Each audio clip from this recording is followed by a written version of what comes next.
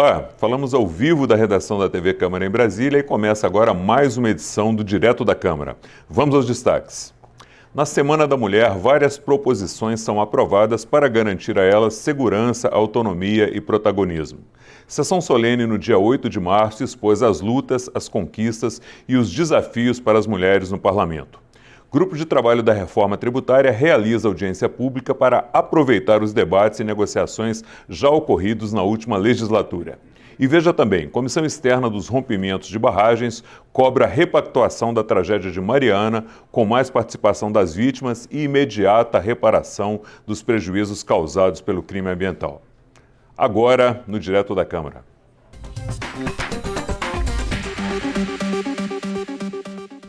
Na Semana da Mulher, elas foram protagonistas e as principais beneficiadas pelas propostas aprovadas. Veja o resumo das votações do plenário com Antônio Vital. Olá! A semana em que se comemora o Dia Internacional da Mulher foi marcada no plenário da Câmara pela aprovação de projetos selecionados pela bancada feminina da Casa, a maior da história da Câmara. Teve projetos de combate a crimes como extorsão e assédio sexual, inclusive com a aprovação de uma pensão para filhos de vítimas de feminicídio e incentivos a empresas que contratarem mulheres agredidas.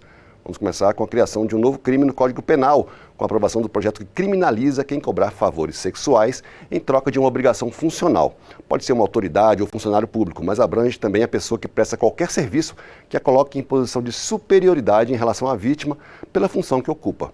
O projeto prevê pena de 2 a 6 anos de prisão para esse crime, que em outros países é conhecido como extorsão sexual. Se o ato sexual for consumado, a pena será maior, de 6 a 10 anos.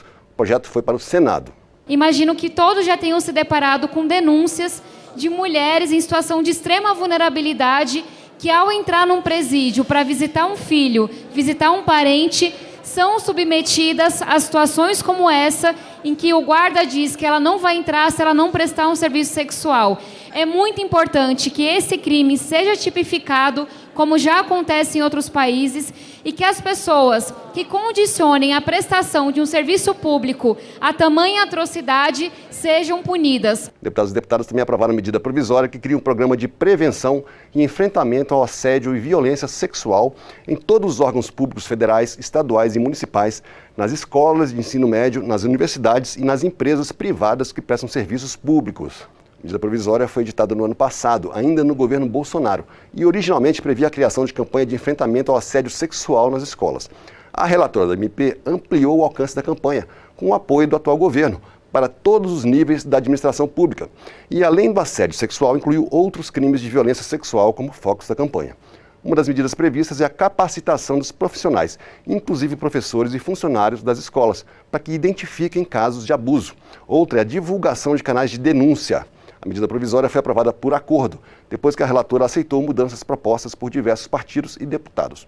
Uma das alterações foi retirar os alunos das escolas de ensino fundamental da campanha, mas a capacitação dos funcionários foi mantida e a MP seguiu para análise do Senado.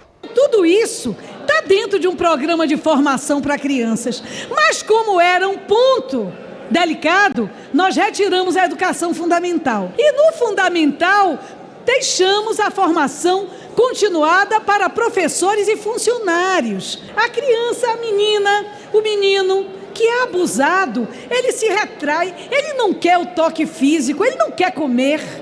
Uma merendeira treinada, ela verá isso, porque esses sinais podem salvar vidas. E os recentes casos de abusos sexuais cometidos contra mulheres em hospitais, durante cirurgias ou até mesmo consultas e exames médicos, motivaram a aprovação de projeto que dá às pacientes o direito de indicar acompanhante durante procedimentos que requerem sedação. Atualmente, a mulher já tem o direito a acompanhante durante o trabalho de parto, parto e pós-parto. A presença do acompanhante só não será permitida se isso representar risco para a paciente, o que deve ser justificado pela equipe médica. A proposta também será analisada agora pelo Senado. A presença de acompanhante junto às pacientes durante todo o período de atendimento deve ser vista como uma das medidas que podem impedir a ocorrência de ações delituosas e abusivas de modo mais efetivo e de uma maneira relativamente simples. Importante lembrar que as mulheres já são vítimas de condutas abusivas nos mais diferentes ambientes. O desrespeito ao direito básico ocorre em casa, no trabalho, nas ruas, no transporte coletivo e dentro de instituições de saúde, infelizmente. Ainda na área da saúde, o plenário também aprovou o projeto que garante a troca de implante mamário sempre que houver complicações para a paciente nos casos em que a cirurgia tiver sido resultado de tratamento de câncer. Além disso, prevê acompanhamento psicológico para a mulher que estiver nessa situação. E a regra vale para os planos de saúde e também para o SUS, que terá prazo de 30 dias para trocar as próteses. Como o projeto já tinha sido aprovado também pelo Senado, seguiu para a sanção presidencial e pode virar lei. Acreditamos que deixar claro na lei o direito à substituição da prótese e o apoio psicológico e multidisciplinar, tanto no âmbito da saúde suplementar quanto na saúde pública, representa uma feminicídio. A pensão será de um salário mínimo, o equivalente hoje a R$ 1.320. Terão direito os filhos biológicos, adotivos e dependentes com renda familiar de menos de 1/4 do salário mínimo por pessoa, ou R$ 330. O objetivo é garantir um apoio financeiro à família de baixa renda que ficará encarregada de cuidar da criança e do adolescente, principalmente nos casos em que a mulher tiver sido morta pelo marido ou companheiro. E serão beneficiados, inclusive, quem perdeu as mães dessa maneira antes da proposta virar lei. O projeto seguiu para o Senado. Nós estamos lidando aqui com circunstâncias em que crianças têm roubadas de si a vida das suas mães e perdem, ao mesmo tempo, os vínculos e as relações fraternas, humanas, parentais, afetivas com seus pais, porque estes são os algozes de suas próprias genitoras. Não pode haver algo mais difícil, mais absurdo. E discursos pelo fim do feminicídio e da violência contra as mulheres, inclusive mulheres trans, também marcaram o plenário na Semana da Mulher. É preciso enfrentar a violência que nos acomete, lembrar que ainda vivemos no primeiro país do mundo que mais mata e mata de forma cruel e violenta mulheres como eu, meninas como eu, que aos 13 e aos 14 anos de idade, assim como eu, presidente Maria, foi jogada para as ruas, vivem da prostituição 90% de nós. É preciso que haja um esforço desta casa, é preciso que haja um esforço da sociedade brasileira para resgatar a nossa humanidade, para resgatar a nossa dignidade. E esses foram os destaques do plenário da Câmara na semana em que se comemorou o Dia Internacional da Mulher. Eu vejo vocês semana que vem. Até lá.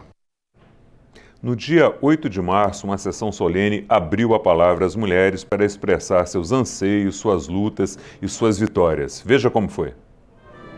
A sessão solene da Câmara dos Deputados, em homenagem ao Dia Internacional da Mulher, foi aberta com a leitura de uma mensagem enviada pelo presidente da Casa, Arthur Lira. Esta Casa considera fundamental combater a violência política de gênero, que prejudica a representação da mulher nos espaços de decisão e poder e se reflete no índice da democracia do país. A violência contra a mulher foi o tema principal dos discursos parlamentares durante a sessão. Continuamos sendo a base da miséria deste país. A pobreza no Brasil é feminina e é preta. Continuamos tendo a chaga do feminicídio, da violência contra a mulher, a violência física, psicológica, a violência que destrói totalmente a nossa vida e existência como uma marca da nossa sociedade. A gente se pergunta por que tantas mulheres retornam àquele ambiente de violência. Sabe por quê, deputada Maria Rosas? Porque muitas delas dependem economicamente daquele agressor. Os próprios deputados relataram casos de violência doméstica. Eu sou uma vítima de violência doméstica. Meu ex-companheiro me deu um soco na boca, na frente do meu filho de 11 anos. E ele ainda me carregou rumo à cozinha onde eu tinha um conjunto de facas. Não sei o motivo, mas a última frase que eu ouvi desse ser foi: nós seremos felizes por toda a eternidade. Sim, ele queria me matar. Hoje eu estou aqui para lutar por essas mulheres, por todos os filhos órfãos. Mas o objetivo dessa casa é prevenir a agressão e o feminicídio, e não tratar a dor maior. Minha sobrinha levou 7 tiros do seu namorado. Quero trazer isso à tona para lembrar também da nossa responsabilidade, porque não é só celebrar o 8 de março, é criar condições para que diminua o número de armas que tem trazido tanta morte para as mulheres. A atual legislatura conta com 91 deputadas.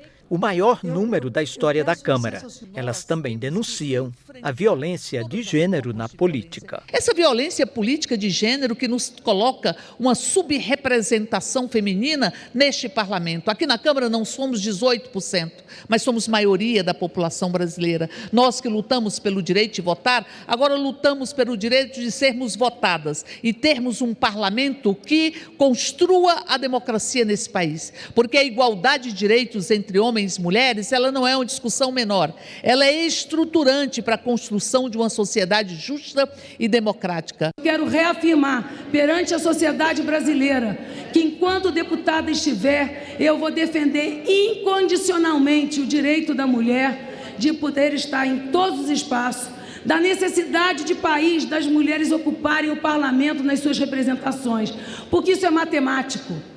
Isso é matemático.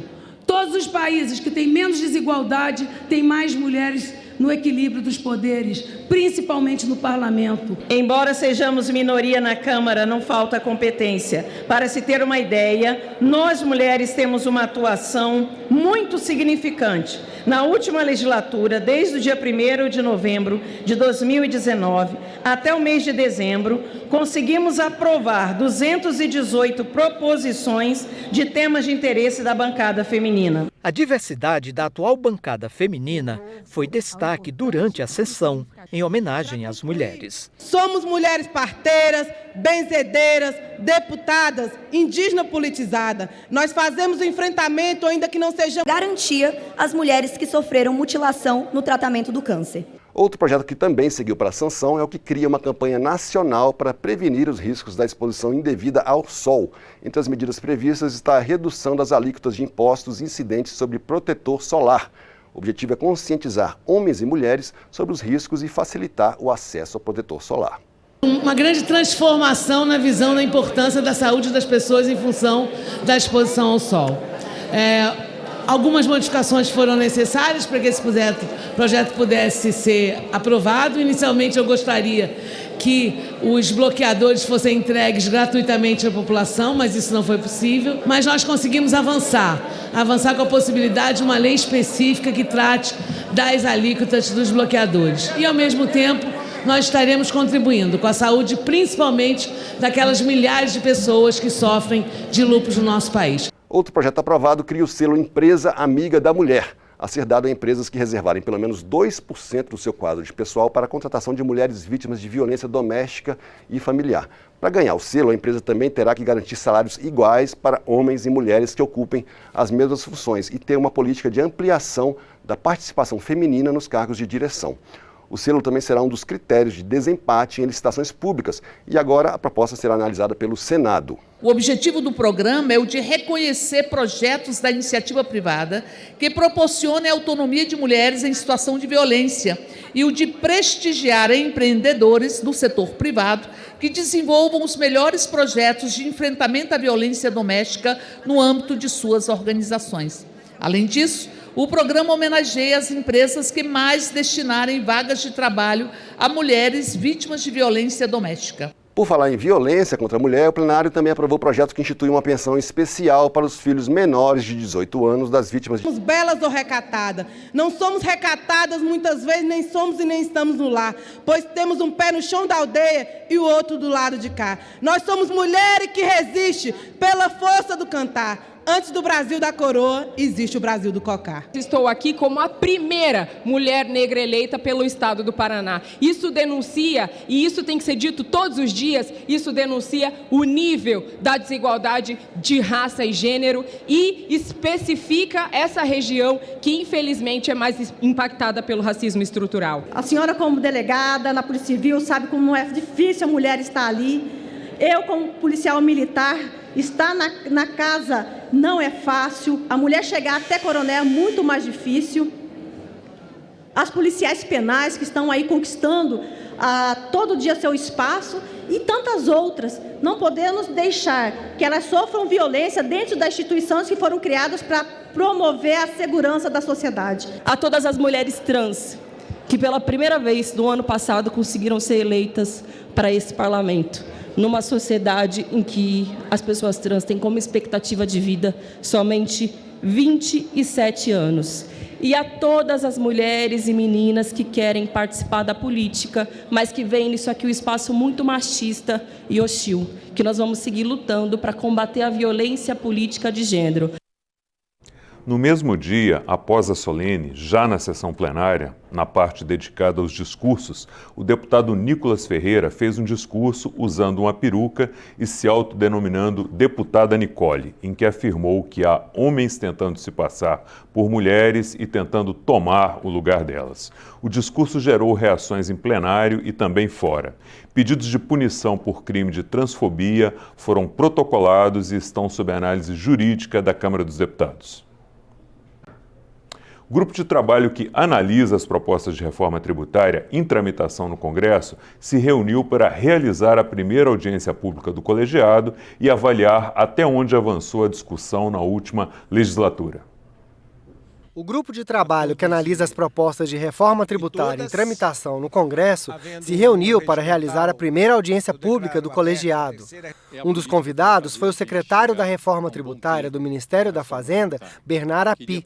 O secretário afirmou que as duas propostas de emenda à Constituição, que tratam da simplificação de impostos federais, estaduais e municipais, são o caminho para estimular o crescimento da economia e possuem mais pontos convergentes do que divergentes. As duas propostas hoje têm o mesmo objetivo, é substituir 5 tributos atuais, que são PIS, COFINS e IPI, que são federais, o ICMS estadual, o ISS municipal, por 1 ou 2 impostos sobre valor adicionado e um imposto seletivo. E aqui talvez seja a principal diferença entre a PEC 45 e a PEC 110. Óbvio que para os contribuintes é melhor que seja um imposto só, e aí a questão é qual é o melhor modelo do ponto de vista político para poder ser aprovado, e essa é uma decisão que essa comissão vai ter que ter. Na audiência, os parlamentares que participaram da construção dos textos em análise no Congresso garantiram que a reforma está perto de chegar a um consenso e que a maioria dos deputados e senadores estão otimistas com a aprovação da proposta. Dizer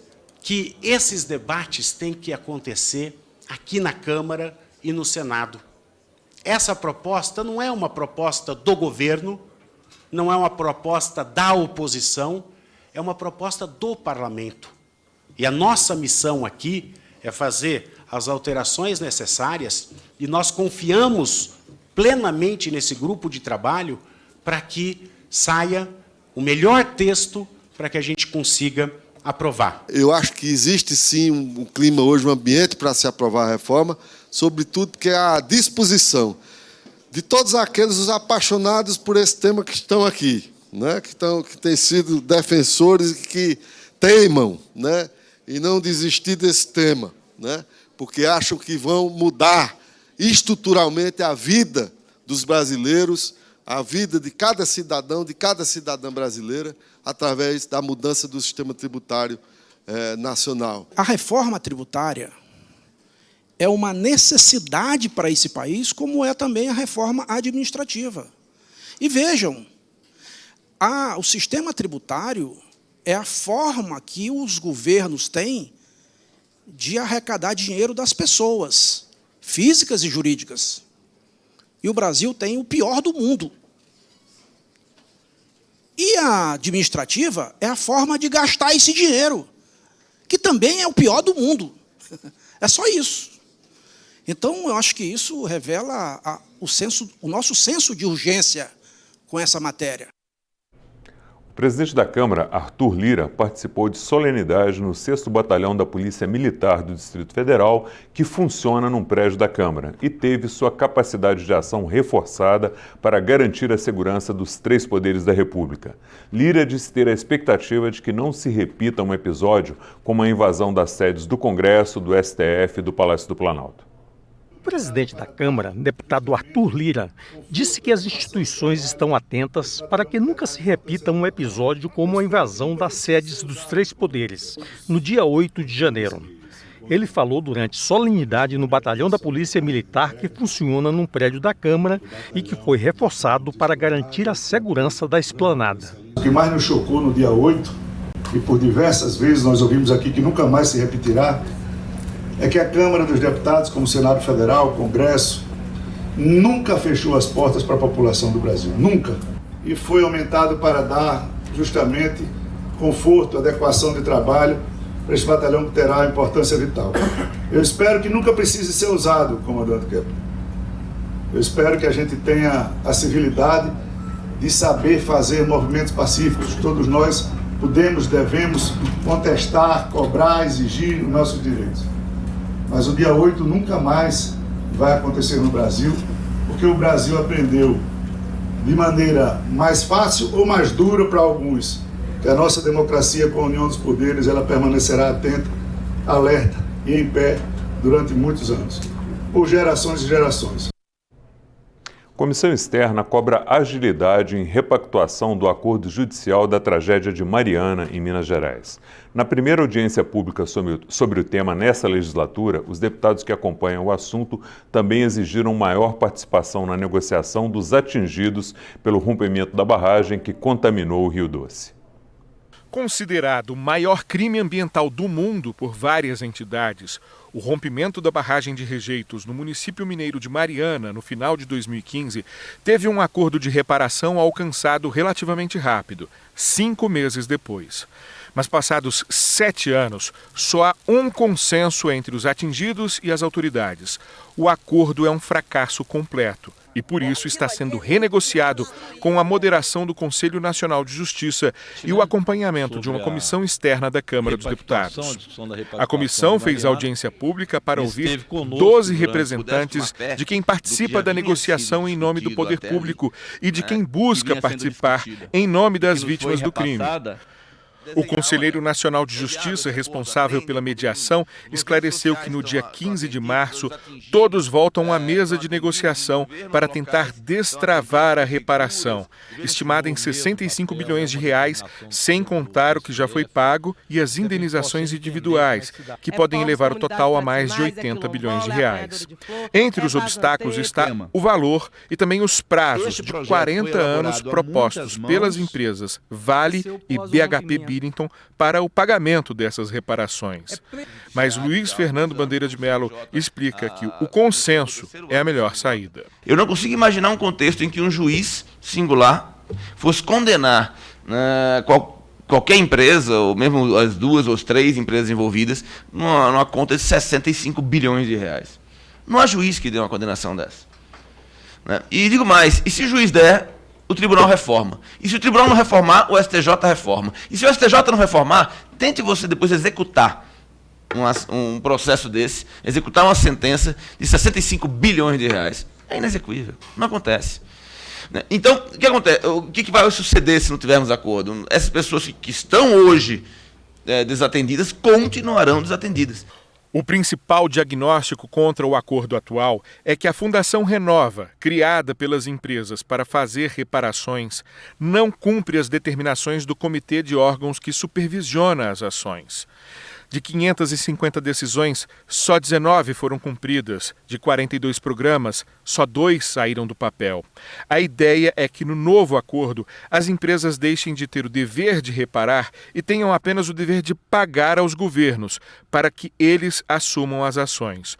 O governo federal, recém-iniciado, que ficaria responsável por boa parte das medidas, tem dúvidas sobre esse modelo, como expressou o advogado-geral da União adjunto, Júnior Divino Fidelis. Preocupação que nós temos é a União e os estados estão melhor aparelhados, estão melhor estruturados para dar essa resposta à sociedade. Nós não podemos, na chegada de um governo, assumir esse compromisso sem que ele esteja muito amadurecido no âmbito de todas as áreas. E é esse o diálogo que nós estamos fazendo nesse momento, sob a coordenação da Casa Civil, no âmbito do Executivo Federal, com as áreas de saúde, com as áreas de meio ambiente, com a área de pesca, com a área de cidades, com todas as áreas que, de alguma forma ou de outra, suas políticas públicas dizem respeito à repactuação.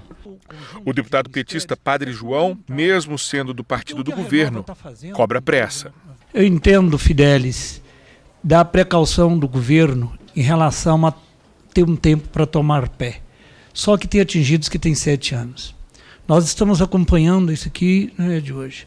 Então, uma força-tarefa, isso ter como prioridade absoluta da Casa Civil com o conjunto de ministérios é fundamental.